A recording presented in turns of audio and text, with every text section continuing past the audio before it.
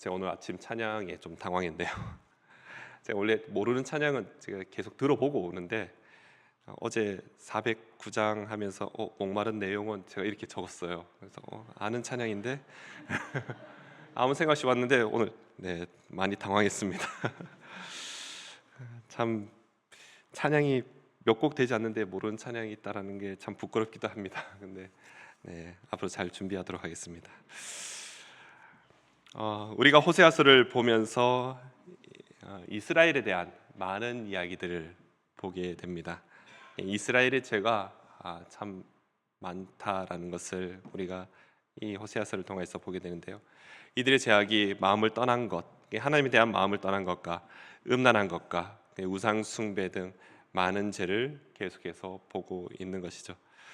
오늘 본문에는 이 많은 죄 중에서 두 가지를 딱 지적하며 이에 대해서 이 때문에 하나님께서 심판하시겠다라고 말씀하시는 것을 우리가 보게 되는 거죠. 이 한 절 한 절 보는 것도 중요하지만 오늘 전체적으로 볼 때 이 죄의 실상이 무엇인지를 먼저 한번 보았으면 좋겠습니다. 먼저 9절 말씀인데요. 우리 9절 말씀 다 같이 다시 한번 읽어보도록 하겠습니다. 이스라엘아, 내가 기브와 시드로부터 범죄하더니 지금까지 죄를 짓는구나. 그러니 범죄한 자손들에 대한 전쟁이 어찌 기브아에서 일어나지 않겠느냐. 아멘. 이 기브아 시대라는 이 명칭이죠. 이 명칭의 이 말이 실로 앞에 9장 9절에서도 먼저 한번 등장한 적이 있습니다. 그래서 오늘 본문에 다시 한번 나타내기 어제 자세히 다루진 않았습니다. 이 기브아 시대의 죄, 이게 무엇일까요? 기브아는요, 이 기브아라는 지명은 이스라엘의 부패를 드러내는 전형적인 장소로서 나타나고 있습니다. 이곳은 사울 왕이 수도로 정하면서 이곳의 왕권을 수립한 장소가 됩니다. 이제 사울이 왕이 되고 나서 이곳에 수도를 정하고 왕권을 정립했을 때 이때부터 본격적으로 사울이 기고만장해지는 거죠. 교만해지기 시작하는 겁니다. 하나님 앞에 그 제사를 올바르게 드려야 됨에도 불구하고 그렇지 않았던 장소, 왕의 권한으로 그 스스로가 타락해지는 곳이 이 장소입니다. 그리고 이곳에 또한 사사기에 나오는 대표적인 사건이 하나 있는데 이 베냐민 지파와 이스라엘의 나머지 지파들이 전쟁하는 장소가 바로 이 기브아라는 곳입니다. 이 정말 동족 간의 처참한 전쟁이 일어나는 이 전쟁의 역사가 있는 곳이죠. 이 범죄한 베냐민을 향한 이스라엘의 다른 지파들과의 그 피로 얼룩진 전쟁인데 결국 이 전쟁에 남은 사람은요, 그 보면은 몇만 명이 죽고 이런 사사기 19장에 나타납니다. 결국은 600명만 남는 너무나도 처참한 사건이 이 기브아에서 일어나게 되는 것입니다. 이 기브아라고 이야기하면은 우린 두 가지를 볼 수 있습니다. 지도자의 부패와 인간성의 무너짐, 이런 타락한 삶, 이런 삶의 대표적인 장소가 되는 것입니다. 오늘 본문을 보시면 이스라엘의 죄악이라고 이야기합니다.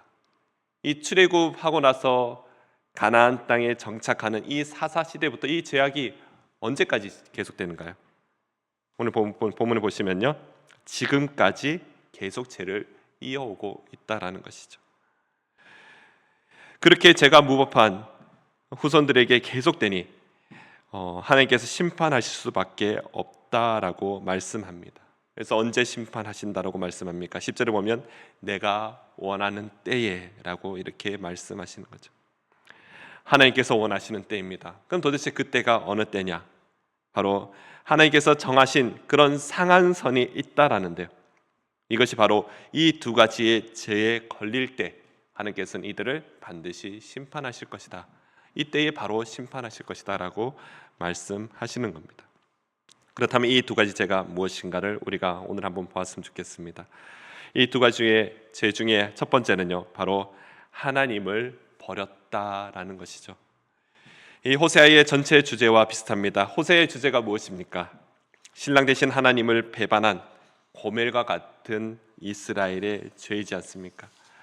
이스라엘은 정말 하나님과 같은 신랑이 있음에도 불구하고 그 마음을 바알이나 세상에 빼앗기는 그런 죄악을 범하고 있는 것입니다. 이에 대한 묘사가 바로 베다윈의 송아지라고 그렇게 오늘 본문에서는 이야기합니다. 베다윈의 송아지, 그럼 도대체 베다윈의 송아지는 무슨 말일까요?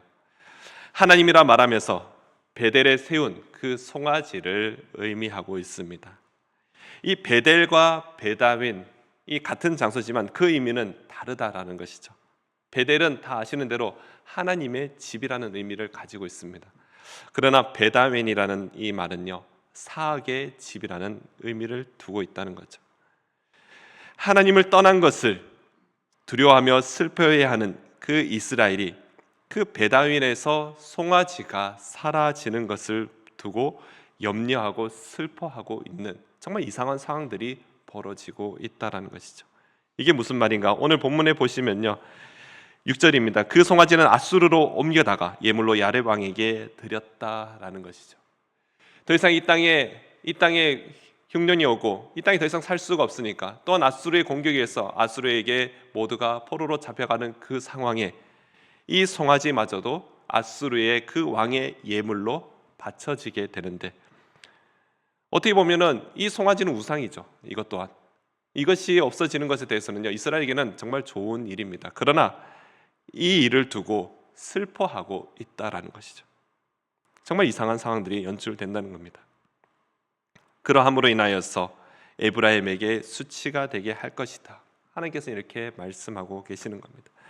그래서 7절에 보시면요, 사마리아 왕은 무리의 거품같이 멸망할 것이다 라고 말씀합니다. 무리의 표면에 맺히는 거품, 실로 그 빛을 비추면 정말 영롱하게 보입니다. 무지개 빛깔이 보이면서, 근데 그것은 한순간에 흔적도 없이 사라지는 거품이라는 거죠. 거품의 크기가 크면 클수록 더 빨리 터지게 됩니다. 한 나라의 왕이라 할지라도 한순간에 영광에 지나지 않을 것이다 라고 말씀하는 겁니다. 뿐만 아니라 그토록 잘 꾸미려고 했고 정성을 다했던 그 베델에 세운 산당에는요, 그 잡초만 무성하게 될 것이다. 그래서 하나님의 집 베델이 바로 그 땅의 우상 숭배의 도시가 되어버리는 베다웬과 같이 될 것이다 라고 경고하고 말씀하시는 겁니다. 이것이 하나님을 떠난 이스라엘 백성들의 가장 추악한 죄악의 모습입니다. 이 첫 번째 죄악이고요. 두 번째는요, 다윗의 언약으로 세워진 왕에 대한 배반입니다. 다시 말씀드리면, 하나님을 두려워하지 않으니 하나님께서 세우신 왕의 왕권을 인정하지 않아 또한 그 왕권이 무너지게 된다라는 것입니다. 실로 이스라엘 백성들에게는요, 보이지 않는 하나님을 왕의 자리에서 폐위시켜버리지 않습니까? 자기 확신에 차서 자기의 힘만 의지하는 이스라엘을 향하여서 하나님께서는요, 이들을 위해서 보이는 왕을 세우셨다라는 거죠. 그리고 나서 이 왕에 대해서 어떻게 하느냐를 하나님께서는 보고 계신다는 것이죠.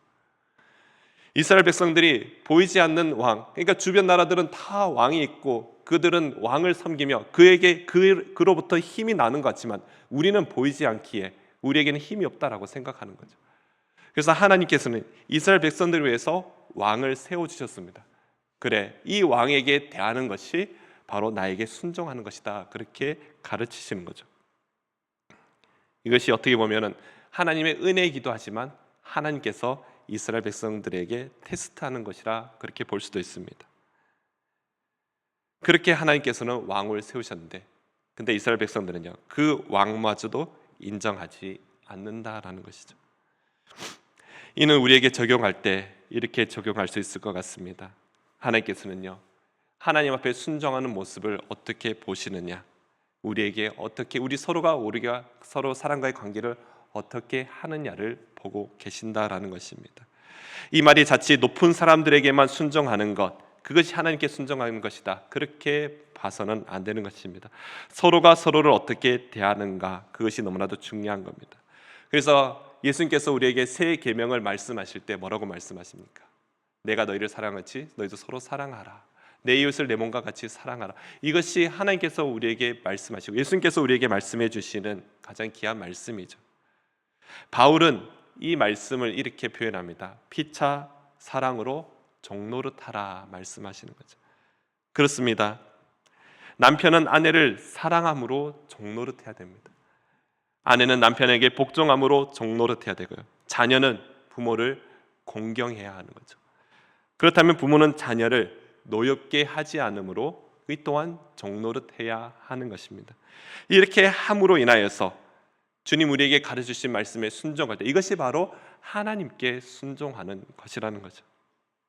근데 이스라엘은요, 다윗의 집을 배반했습니다. 스스로 종노릇하기를 하지 않고 스스로 왕이 되려고 하며 그들의 그 죄악의 길로 걸어가게 되는 것입니다. 그 결과가 무엇일까요? 11절 말씀인데요. 11절 말씀을 다 같이 한번 더 보겠습니다. 11절입니다. 에브라임은 마치 길들인 암소 같아서 곡식 밟기를 좋아하나 내가 그의 아름다운 목에 멍에를 메우고 에브라임 위에 사람을 태우리니 유다가 밭을 갈고 야곱이 흙덩이를 깨트리리라. 아멘. 소가 곡식을 밟는 거, 이것은 실로 어려운 일은 아닙니다. 소는 그냥 지나가면서 곡식을 밟을 수 있죠. 그렇게 알곡을 터는 겁니다. 거기에 망을 씌우지 않은 소라면요, 이 소는 얼마나 행복할까요? 밟다가 배고프면 먹고 밟다가 배고프면 먹고, 밟는 것조차도 막 멍에를 지는 것도 아닙니다. 너무 쉬운 일이죠. 이 장면은요, 너무나도 행복한 장면입니다. 이스라엘이 원하는 것은 바로 이렇게 길들인 암소처럼 그저 밟고 그저 주어진 것을 그냥 마음껏 추수하는 것, 이렇게 풍족함을 누리는 게 이스라엘이 원하는 것입니다. 이들이 원하는 것은 이러한 것이지만 하나님께서는 이들의 두 가지 죄 때문에 그들의 아름다운 목에 멍에를 메우겠다 말씀하시는 거죠. 그 말은요, 다시 종의 자리로 돌아갈 것이다 라고 말씀하시는 겁니다. 그 위에 사람까지 태웁니다. 그리고 흙덩이를 깨트리게 한다라는 것, 너무나도 수고스럽고 고통스러운 심판을 이들이 받게 될 것이다 말씀합니다. 그러니까 이스라엘 백성들은 어렵지 않게 일하며 즐겁게 일하고 많은 것을 누리기를 원하지만, 그러나 길들인 암소 같은 상황을 원하는 이스라엘에게 하나님께서는요, 경고하고 계시는 겁니다. 그래서 하나님은 에브라임에게 다시 말씀하십니다. 곡식에 씨를 심고 열매를 거두는 것보다 더 중요한 공의를 심으며 인애를 거두라 말씀하시죠. 12절에 보시면요, 12절 다시 한 번만 읽어보겠습니다. 12절입니다. 너희가 자기를 위하여 공의를 심고 인애를 거두라. 너희 묵은 땅을 기경하라. 지금 곧 여호와를 찾을 때니 마침 여호와께서 오사 공의를 비처럼 너희에게 내리시리라. 아멘. 공의를 심는다는 것, 바로 하나님을 섬긴다라는 것입니다. 두 마음이 되어 하나님과 우상을 겸하여 섬기지 말고 오직 유일하신 하나님 한 분만을 섬기라. 이것이 공의를 심는 것이에요. 그와 동일하게 사람을 향해서 긍휼한 마음, 깊은 공감, 애통하는 마음, 이것이 바로 하나님의 인애라는 것이죠. 이 두 가지를 해야 합니다. 공의를 심고 인애를 거두라고 말씀합니다. 근데 이를 위해서 반드시 해야 할 것이 무엇일까요? 바로 묵은 땅을 기경해야 한다라는 것이죠. 오랫동안 죄악의 습관으로 굳어져 버린 이 죄악에 가득한 땅입니다. 이 마음이죠. 이것을 뒤집어 엎어야 한다라는 것이죠. 우리의 마음의 죄악의 깊은 습관, 죄악의 이것을 뒤집어 엎어 기경할 때 바로 그곳에 공의의 비가 내려지게 된다라는 것입니다. 기경과 공의의 비가 만날 때 하나님께서는 그 땅에 의의 열매를 반드시 맺게 해 주신다고 약속하십니다. 사랑하는 여러분, 하나님께서는요, 하나님보다 스스로의 힘을 의지한 그런 이스라엘에게 경고하고 있습니다. 그들은 심판을 면하지 못합니다. 그 이유는요, 하나님을 버렸습니다. 또한 그들은 하나님께서 세우신 왕에게도 순종하지 않았습니다. 우상 숭배와 스스로가 자신의 주인이라고 생각한 그 교만의 죄악에 굳어져 버린 그들의 관습, 거짓 열매 때문에 그들은 심판을 받을 수밖에 없다는 겁니다. 그럼에도 하나님께서 우리에게 말씀하시는 거죠. 이러한 죄악을 기경하라 말씀하십니다. 바로 공의를 심고 하나님의 인애를 거두라고 말씀하시는 겁니다. 오늘 만약 우리의 마음속에 여전히 우리가 기경하지 못하는 그 죄악된 마음이 있다면 오늘 이 시간에 하나님 앞에 엎드려 회개하며 그 마음을 기경하는, 뒤집어 엎는 그런 시간 되시기를 간절히 소망합니다. 그렇게 우리의 마음이 기경될 때 하나님께서는 오늘 우리에게 은혜의 비를, 그 공의의 비를 허락해 주실 줄로 믿습니다. 먼저 우리의 굳은 마음, 그 말씀으로 회개 기도로 그 마음을 기경하시고, 또한 모든 것을 수용하고 받아들일 수 있는 마음으로 하나님을 사랑하며 내 이웃을 사랑하고 나의 동료와 나의 가족을 사랑함으로 주 안에서 함께 지어져가는 우리 예수 그리스도의 모든 성도님 되시기를 간절히 소망합니다. 기도하겠습니다. 주님, 에브라임은 두 마음을 품고 그뿐만 아니라 다른 것에 마음이 빼앗겨 참 열매 대신 우리 하나님의 은혜를 잊어버리게 되었습니다. 두 마음을 여전히 품고 있는 우리의 연약함을 용서하여 주시옵소서. 우리의 마음이 베다웬이 아닌 베델과 같이 하나님의 집으로 하나님을 내 마음에 모시는 그런 마음밭이 되게 하여 주시옵소서. 그렇게 하기 위해 오늘도 우리의 삶에 있는 그 묵은 땅들을 기경하게 하시고 하나님의 인애를 거두며 또한 하나님 되시는 공의로운 비를 또 소망하고 기대하는 그런 은혜를 소망하는 오늘 하루가 되게 하여 주시옵소서. 감사드리며 예수님 이름으로 기도드립니다. 아멘.